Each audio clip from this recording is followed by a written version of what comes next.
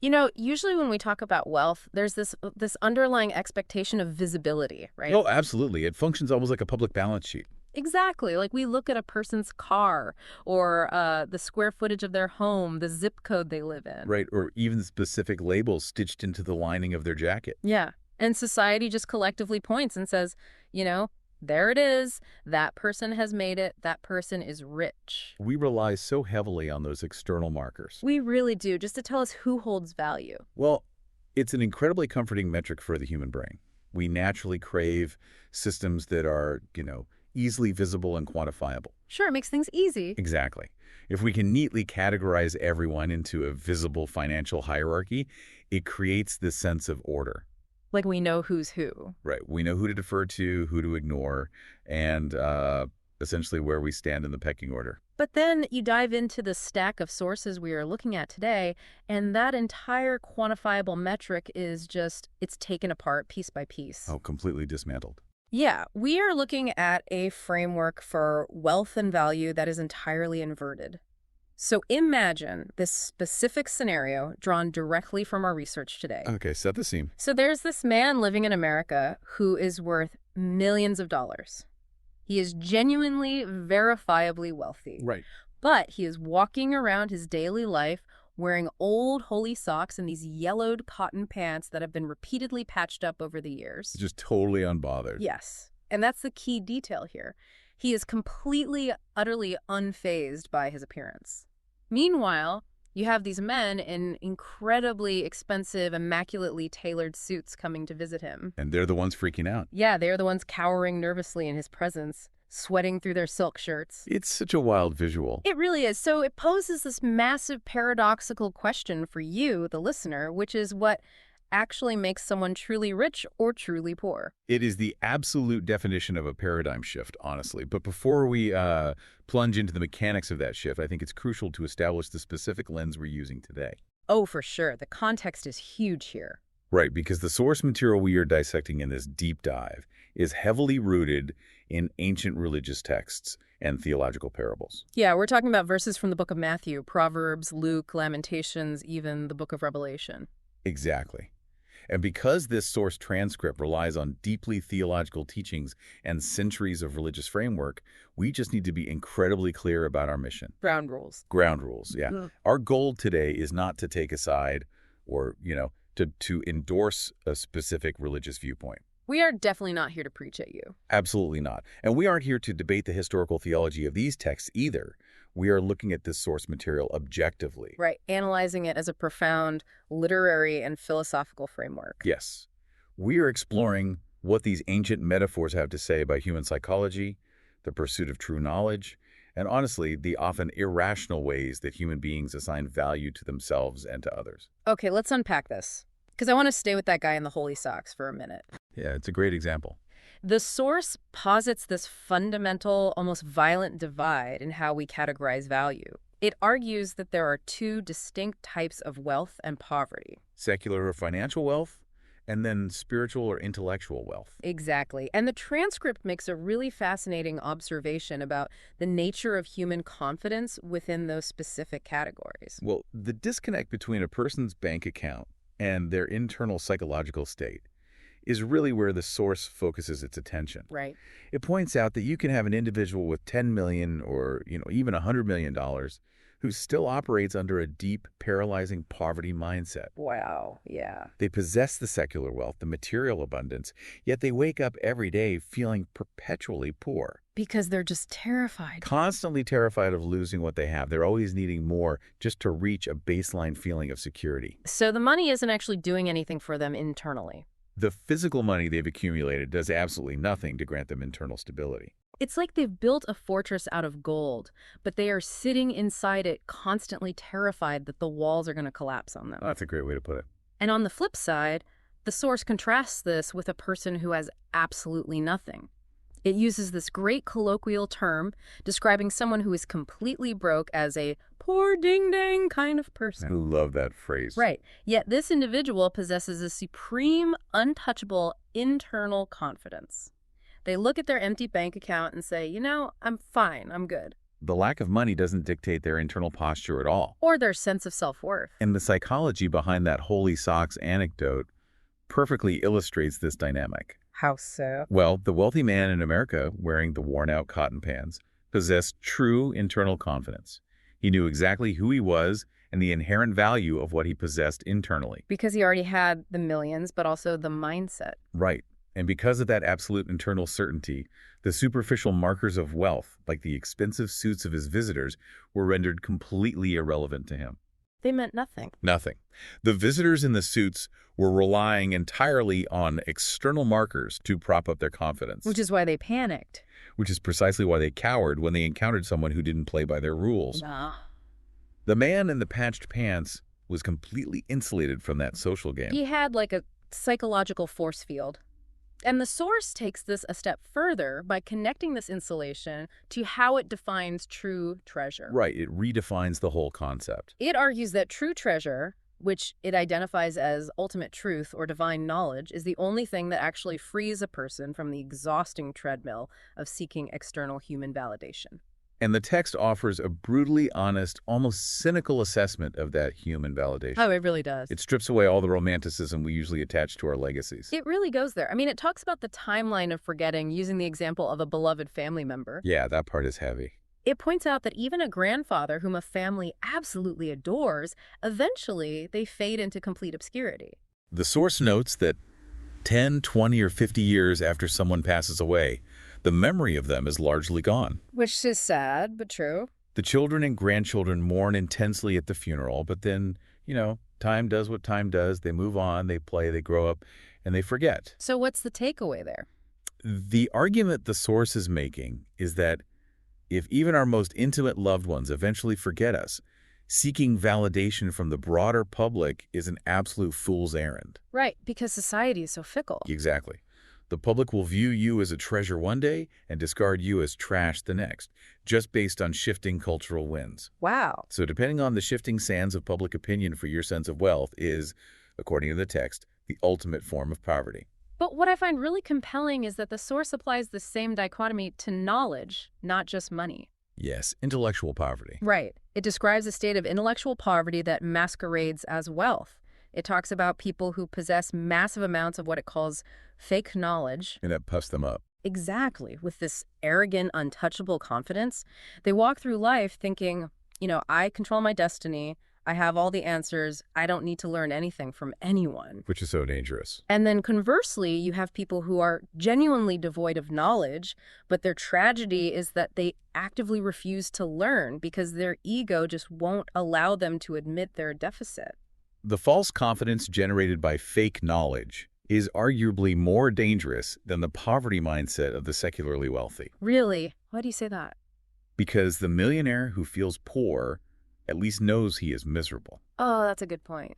The arrogant person with fake knowledge lives in an illusion of wealth. They are completely blind to their own intellectual and spiritual bankruptcy. Now, here's where it gets really interesting, but also incredibly tricky for you, the listener, trying to apply this to the real world. The diagnostic part. Yeah. If someone armed with fake knowledge is supremely confident, and someone who actually possesses true knowledge is supremely confident, how in the world do we tell the difference from the outside? It's a great question. From an external vantage point, it's like looking at a mirage versus an oasis in the middle of a blazing desert. I like that analogy. Right. Because from a mile away, they both look exactly the same. A shimmering promise of water. Yep. The guy walking toward the mirage thinks he's saved and feels confident. The guy walking toward the actual oasis knows he's saved and feels confident. But only one survives. Exactly. But only one of those things is actually going to keep you alive when you reach it. So how does this philosophical framework differentiate between the arrogant guy projecting fake knowledge and the truly wealthy guy sitting confidently in his holy socks? That is the essential diagnostic question of this entire text. And the source doesn't leave us hanging. It provides a very specific mechanism for distinguishing the mirage from the oasis. Okay, what is it? It introduces two interlocked concepts to test the validity of this wealth: the purchase and the fire. Okay, let's get into the mechanics of this purchase first. Because if we firmly establish that true wealth is this internal, objective truth, the immediate practical question is, how do you actually acquire it? Especially since we've already ruled out physical money. Right. $100 million in a briefcase is completely useless in this specific marketplace. Totally useless. So to explain the economics of this transaction, the source turns to the book of Revelation, specifically chapter 3, verse 18. Okay. The text advises the listener to buy gold refined in the fire. Buy gold refined in the fire. But wait, just before that, doesn't the same text explicitly state that the listener is spiritually poor, blind, and naked? It does, and that contradiction is very intentional. This seems impossible. The source is highlighting a massive, Yeah. seemingly impossible paradox. It is looking directly at the listener and saying, you are utterly destitute. You have zero capital, you lack the vision to even see what you're looking for, and you have no protection. Right. Now, go and purchase the most valuable commodity in the universe. It sounds like an ancient cosmic taunt. I mean, how can a bankrupt person possibly initiate a purchase? They can initiate the purchase because the required currency has absolutely nothing to do with economics. Okay. The source emphasizes that this gold is bought without money. Mm-hmm. The transaction requires a completely different tender. Which is? It is bought with the heart. It is bought with sincerity. Sincerity is the legal tender. Exactly. That's the only currency accepted at this bank. The source grounds this idea by referencing Luke 12:33 through 34, a passage that a lot of people might recognize. What does it say? Where your treasure is, there your heart will be also. Yeah. The text actively commands the listener to prepare purses that do not wear out, to store their wealth in places where thieves cannot break in and steal. Because a thief can break a window and steal a Rolex off your nightstand, but no one can pickpocket a refined mind? Exactly. You can't hack into a person's internal truth and drain their account. The permanence of that internal wealth is exactly why the source then reinterprets a passage from Proverbs chapter 24, verses 3 and 4. Let's hear it.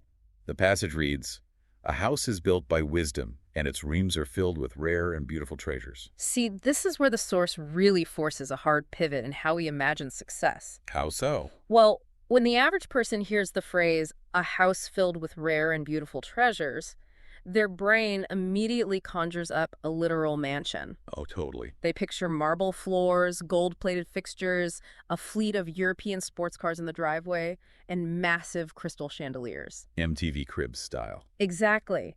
They imagine a physical monument to external validation. But the source insists that reading this literally completely destroys the meaning. Right. This isn't a treatise on ancient real estate or interior design. The house being discussed is a profound metaphor for the human mind and the human heart. So it's internal. Completely.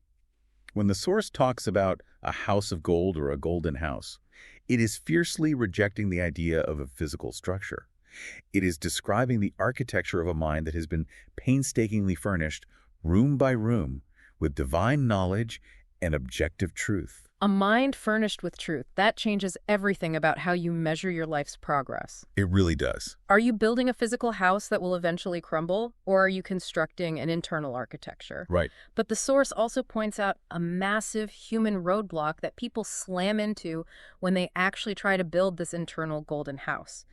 And it comes down to our own ego and our incessant need to complain about the cost. The text is remarkably sharp, almost surgical on this point. It pulls no punches. It observes the behavior of learners, people who claim to be actively seeking this higher truth, and notes how often they complain bitterly about the sheer effort required. Yeah. They whine about the sacrifices they have to make, tallying up the hours of their youth, their lost free time, and their life energy spent studying or seeking. They act as though they are doing the universe or their teacher a massive favor just by showing up to learn. Exactly. Like they are the ones bestowing a gift by paying attention. It is the exact arrogance of the fake knowledge we analyzed earlier. They want the treasure, but they want to dictate the terms of the sale. But you can't do that. No, the source makes the rules of this transaction painstakingly clear. The true acquisition of this gold requires the absolute abandonment of that ego. You have to drop the baggage. You cannot purchase this truth while simultaneously holding on to a ledger of your grievances. You must pay with genuine, unadulterated sincerity without acting like you are the injured party or that you are owed a debt for your effort.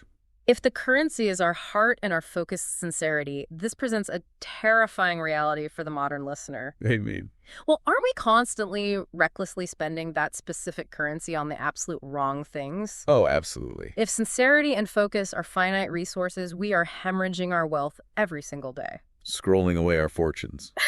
Exactly. We spend our heart, our emotional energy, our deep focus on scrolling our phones for hours, engaging in toxic social media arguments with strangers, and chasing that fleeting, artificial human validation that we already established is entirely worthless. It's a huge drain. We are essentially taking our life savings, metaphorically speaking, and setting it on fire instead of using it to carve this enduring truth into what the Source so beautifully calls the doors of our hearts. When you map this ancient text onto the modern attention economy, it becomes incredibly predictive. It's spooky.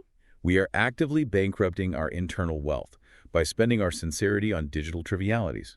We give our heart to things that evaporate the second we close the app. So true. The Source is demanding a radical reallocation of that internal portfolio.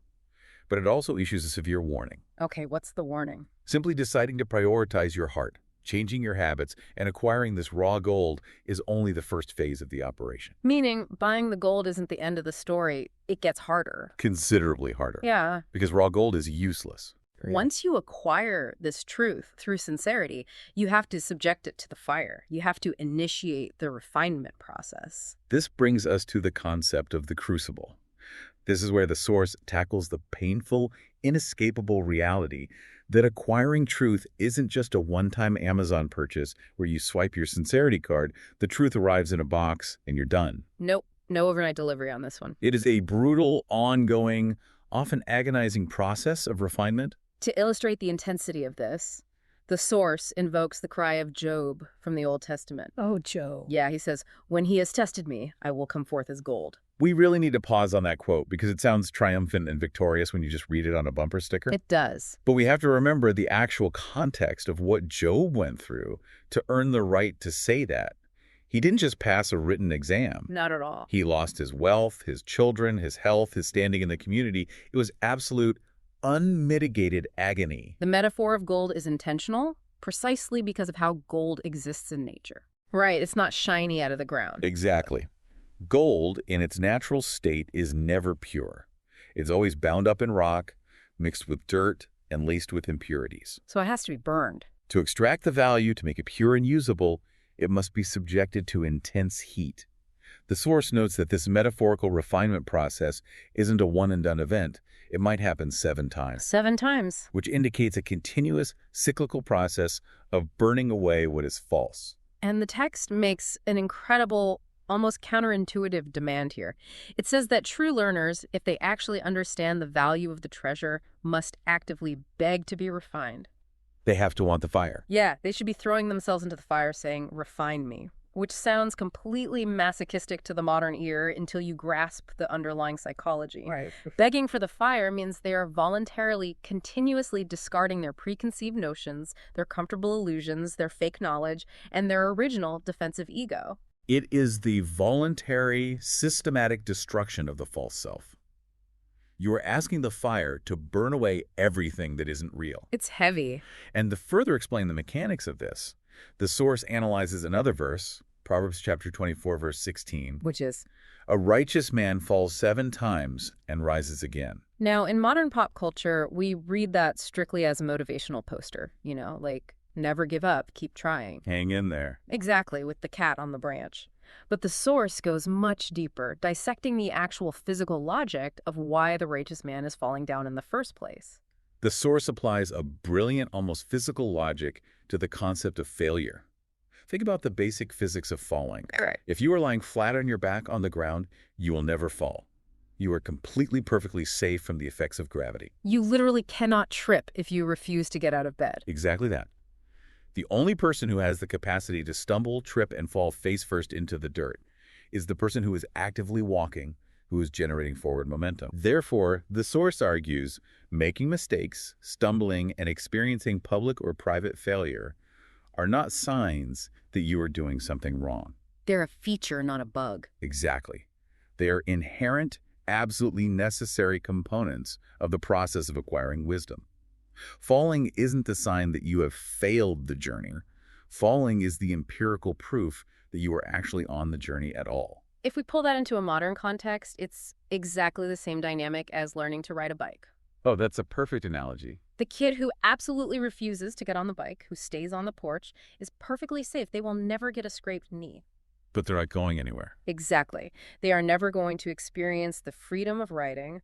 The source is essentially telling the listener that the scraped knee, the embarrassment, the failure is the physical proof of your momentum. And because of that logic, the source fiercely and unapologetically mocks those who try to avoid the scraped knees. It really calls them out. It calls out the cowardly, the people who are perpetually full of excuses for why they won't engage. It paints a pathetic picture of the person who puffs out their chest and loudly proclaims, I'm not afraid of anything. Oh, talk. But the absolute second they face a minor injustice, a slight hardship, or a well-deserved critique of their ego, they immediately crumble.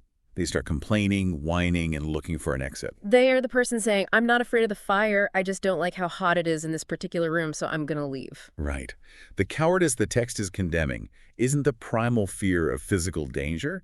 It is the deep psychological fear of being refined. They don't want to change. It is the fear of having to let go of the comfortable dirt and the familiar impurities that are mixed in with their gold. They prefer their dirty, unrefined state to the pain of the crucible. So to you listening right now, the source is posing a very uncomfortable, direct challenge. Look at your own life. Are you lying down on the ground to avoid the possibility of falling? It's a tough question to ask yourself. Or are you willing to fall 7 times, to endure the scraped knees, to walk willingly into the fire in order to become a refined version of yourself? Are you actively walking, or are you just lying down and calling it peace? It's a profound confrontational challenge. But what is vital to understand is that this intense internal refinement process isn't meant to happen in a vacuum. You don't just do it alone. No, you aren't supposed to get refined just to sit alone on a mountain.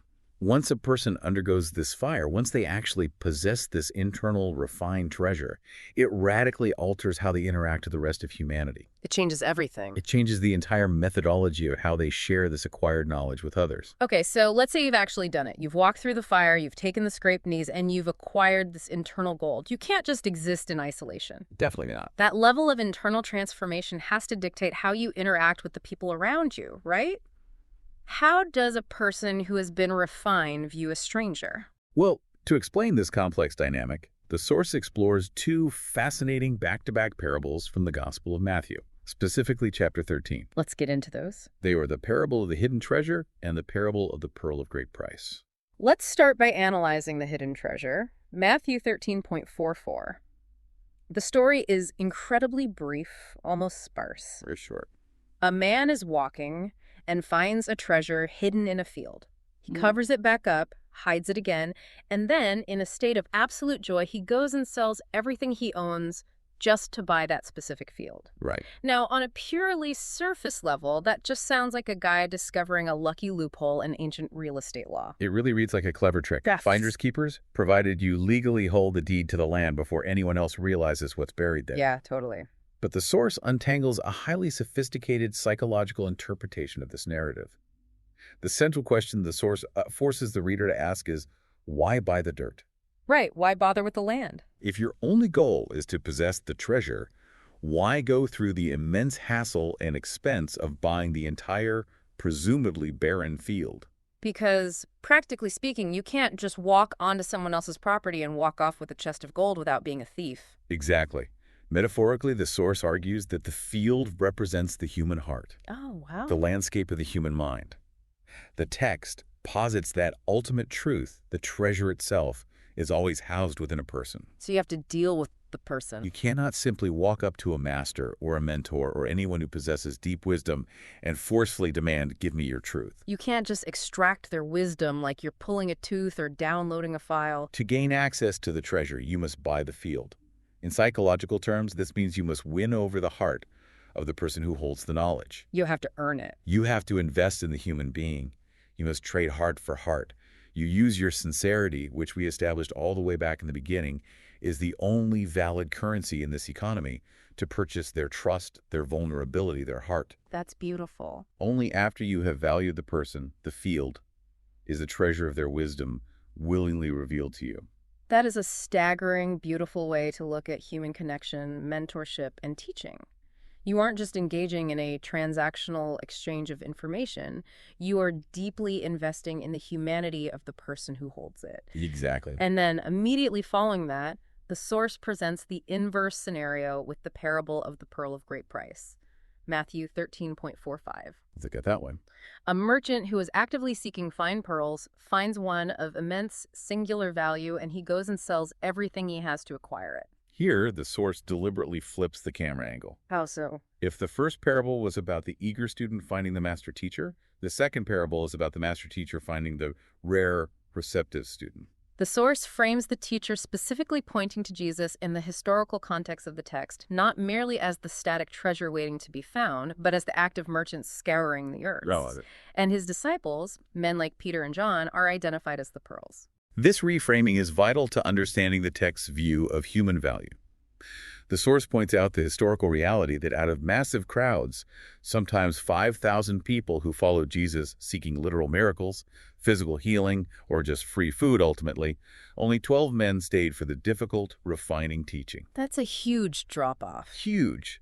The source argues that to a master teacher, a truly sincere, receptive student who is willing to endure the fire is the ultimate, rarest treasure on earth. So the teacher sacrifices for the student. The teacher is willing to sacrifice everything, to endure all manner of hardship and rejection, just to cultivate and polish that one true pearl. But introducing this concept of rarity also introduces a brutal pragmatism about who isn't a pearl. Yeah, the text is very blunt about this. The source doesn't shy away from this at all. It brings up that famous, incredibly harsh line from Matthew 7.6, "Do not throw your pearls to pigs." The source is profoundly unsentimental about the necessity of value alignment. It uses a very sharp modern analogy to explain this. I remember this part. Imagine you need complex, life-saving open heart surgery. You wouldn't hire a construction worker whose only tool is a sledgehammer to perform the operation instead of a highly trained cardiac surgeon. That would be a gruesome disaster. Why is it a disaster? Because the construction worker's training, his worldview, and his tools do not align in any way with the delicate task at hand. Right. Completely wrong fit. Similarly, the source argues when you possess this refined internal truth, you must seek out people whose internal values align with the treasure you are trying to impart. Because if you try to force this deep, refined spiritual truth onto someone who only values superficial secular wealth, someone whose entire worldview is built around the expensive suits and the external validation, represented metaphorically in the text by the swine, what is the inevitable result? They won't get it. Source is clear. They will view that priceless pearl as useless, offensive garbage. They can't eat it, they can't cash it in at the bank, it doesn't boost their social credit score. And not only will they completely reject the truth, the text warns that they will turn and attack you. They will metaphorically rub dirt in your face for having the audacity to offer them something they lack the capacity to understand. They will deeply resent you for exposing their inability to value what is truly valuable. Which brings up a massive practical question about discernment. I mean, how do you actually look at a seemingly ordinary, muddy field and know there is a chest of gold buried inside? It's the ultimate challenge. Or, from the master teacher's perspective, how do you spot a priceless pearl when it is covered in layers of societal mud? Right. The source notes that when ordinary, secularly minded people looked at Jesus' disciples who were uneducated, rough, lower-class fishermen, they saw absolute scum. They saw human refuse. But the master saw something else. But the master teacher looked at those exact same men and saw treasure. How do we, listening to this today, acquire that kind of X-ray vision for the people around us? That is the crux of the entire philosophical framework. How do we learn to see the inherent value that the rest of society completely misses? Yeah, how? The source argues that achieving this high level of discernment requires us to systematically and ruthlessly abandon our literal, materialistic, surface-level thinking. We have to retrain our brains. We have to train ourselves to stop looking at the superficial labels, the tailored suits, the impressive bank accounts, the curated social media profiles, the academic degrees, and start looking exclusively for that internal sincerity and the raw capacity for refinement. Look past the resume. Exactly. And this absolute, uncompromising rejection of literal material valuation leads us directly into the climax of the source's argument. Which is? Its ultimate devastating critique of how humanity views the afterlife or the concept of ultimate divine rewards. This is where all the disparate metaphors we've discussed, the definitions of wealth, the refining of the gold, the pearls, the building of the golden house, all smashed together to deliver a massive paradigm shift. It all converges here. This rejection of the literal completely rewires how we read the text. The source initiates this final critique by referencing a fascinating verse from the Book of Lamentations, chapter 4, verse 2. Okay, let's break it down. It reads, "The precious children of Zion, once worth their weight in fine gold, how they are now considered as clay pots." I want to make sure we don't breeze past that because the text itself is explicitly giving us the cipher. Right. It is directly comparing people, the children of Zion, to fine gold. The gold is not metal. The gold is a metaphor for the people themselves. Hold tightly to that cipher because it is the master key to unlocking the final argument. Okay, I've got it. The source then takes direct aim at a very popular, highly literal reading of the Book of Revelation, specifically chapter 21. This is the incredibly famous passage describing the New Jerusalem coming down out of heaven. Right. This is the grand cinematic imagery that almost everyone knows, even if they have never stepped foot inside a church. It describes a celestial city with 12 massive foundations made of various precious stones, 12 city gates where each gate is made of a single gigantic pearl, and the streets of the city itself paved with pure, transparent gold.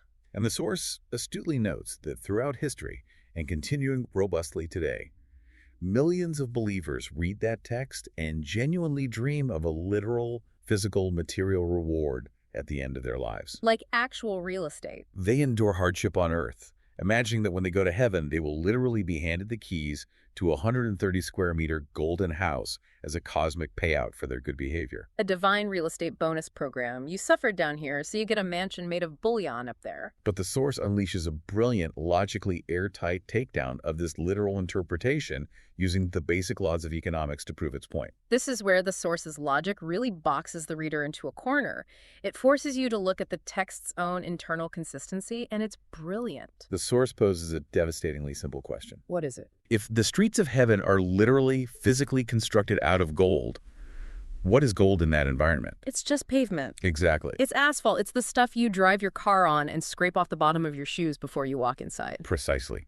If gold is absolutely everywhere, if it is the basic building material of the infrastructure, it instantly ceases to be a treasure. Because it's common. The fundamental laws of supply and demand apply just as much to the human psyche in the afterlife as they do on Earth.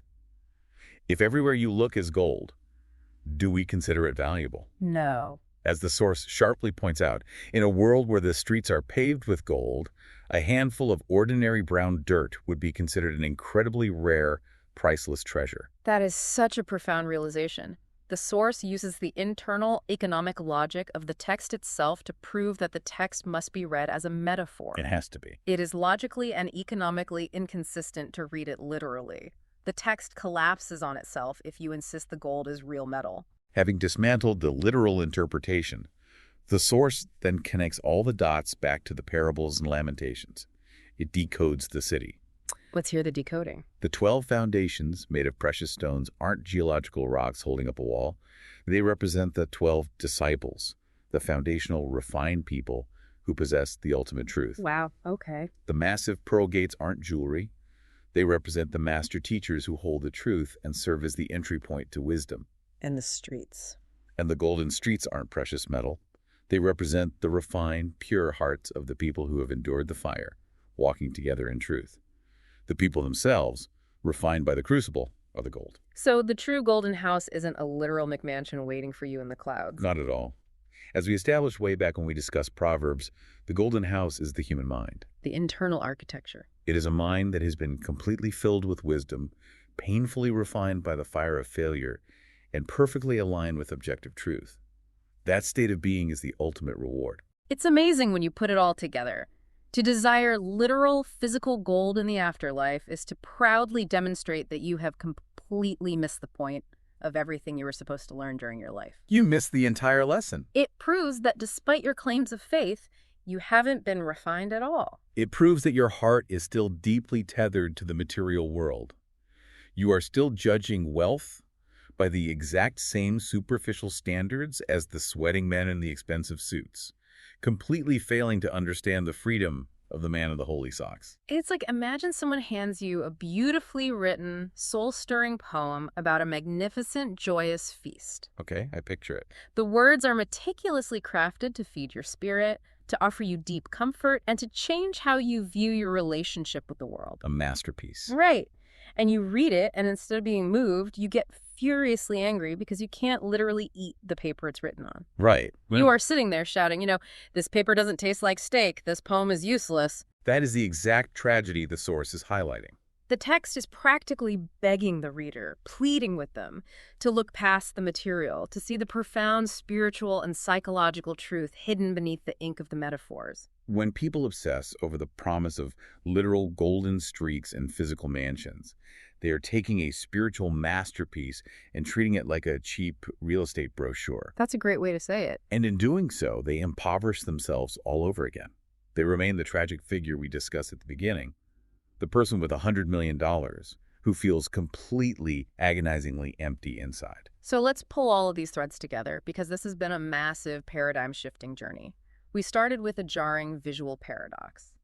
The truly wealthy man lounging in patched cotton pants, completely unbothered, while the men in sharp suits cowered around him, trapped by their need for external markers. The classic contrast. And what this profound source material has systematically revealed is that true wealth isn't money, it isn't public validation, and it certainly isn't the unearned, arrogant confidence of fake knowledge. True wealth is objective, internal truth, and it can only be acquired through the specific currency of genuine, egoless sincerity. But the journey doesn't end at the purchase. Once you buy that raw truth, you don't just put it on a shelf to admire it. You have to process it. This truth must be violently refined by the fire of experience. You have to be a walker who is willing to stumble and fall 7 times, embracing the scraped knees and the painful failures as the very mechanism of your refinement, rather than lying down the cowardly, comfortable safety of the dirt. And once refined, we are tasked with seeking this truth in others. We must learn to value their hearts, buying the entire messy field just to access the hidden treasure within them. Right. We must develop the psychological discernment to see priceless pearls where the rest of society sees only scum, and cultivate the wisdom to protect those pearls from the swine who would trample them. And ultimately, the grand, sweeping conclusion of this source material is that we must radically adjust our vision. We must realize that all the gold, all the giant pearls, all the shining mansions described in these ancient texts are just pointers. Just signposts. They are beautiful metaphors pointing toward the only ultimate treasure that actually exists, a refined, truth-filled human mind. Which leaves us with a final thought for you, the listener, to mull over long after this deep dive ends. What's the thought? We've spent all this time discussing how treating ancient spiritual gold as literal gold makes a person profoundly, tragically poor. We laugh at the absurdity of someone being angry that they can't physically eat a poem about a feast. Yeah. But turn that lens on your own life right now, today. Are there things, relationships, or challenging experiences in your life that you are completely undervaluing? Oh, that's good. Are you judging the people around you by their literal surface-level utility, their immediate financial payoff, or their external shine, rather than recognizing the metaphorical treasure they represent to your personal growth and refinement? Wow. Are you so obsessed with finding literal gold that you are entirely missing the golden hearts standing right in front of you? What a phenomenal question to end on. Thank you so much for joining us on this deep dive. Keep asking those hard questions, keep risking the scraped knees, and keep seeking the hidden treasures in your own fields. Until next time.